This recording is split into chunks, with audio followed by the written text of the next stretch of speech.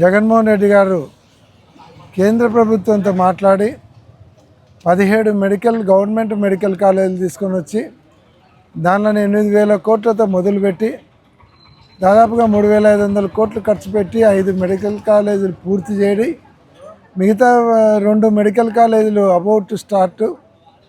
5 medical కాలేజీలు start అయ్యి కూడా 3 ఇయర్స్ అవుతుంది, 3rd ఇయర్ రన్నింగ్లో ఉంది. 5 గవర్నమెంట్ మెడికల్ కాలేజీలు ఒకటేసారి స్టార్ట్ చేయడం, ఒకటే వేదిక మీద నుంచి ఓపెన్ చేసినటువంటి ముఖ్యమంత్రి భారతదేశంలో ఎవరైనా అంటే ఒక్క జగన్మోహన్ రెడ్డి గారు మాత్రమే. మిగతా 2 కూడా 50 సీట్లు శాంక్షన్ అయితే అవి మాకు వద్దని వీళ్ళు కూటమి ప్రభుత్వం రావడం జరిగింది. బుద్ధి ఉండేటోడు ఎవడన్నా మెడికల్ సీట్లు వద్దని చెప్తాడా?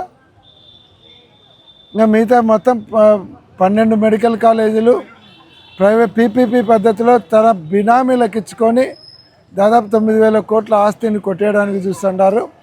దాన్ని అడ్డుకోవాలి. పేద పిల్లలకు వైద్య విద్య అవకాశం లేకుండా పోతుంది.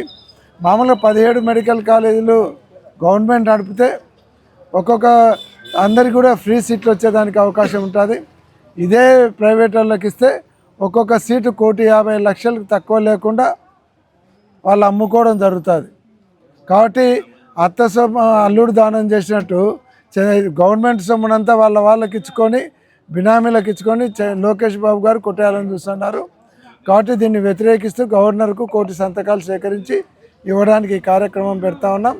ఇక్కడ టెంట్ వేసి పెడితే ప్రజలందరూ కూడా వాలంటరీగా వచ్చి సంతకాలు పెట్టి దీన్ని అడ్డుకోండి, మా పిల్లల భవిష్యత్తు కోసం మీరు పోరాడండి అని ప్రజలు వచ్చి చెప్పడం అనేది ఇక్కడ స్పందనను చూస్తే తెలుస్తూ ఉంది.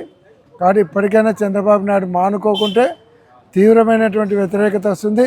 రేపు పొద్దున తెలుగుదేశం పార్టీ నాయకులు గ్రామాలలో వీధులలోకి వస్తే ప్రజలు వెంటబడి కొట్టే పరిస్థితి వస్తుందని తెలియజేస్తాను.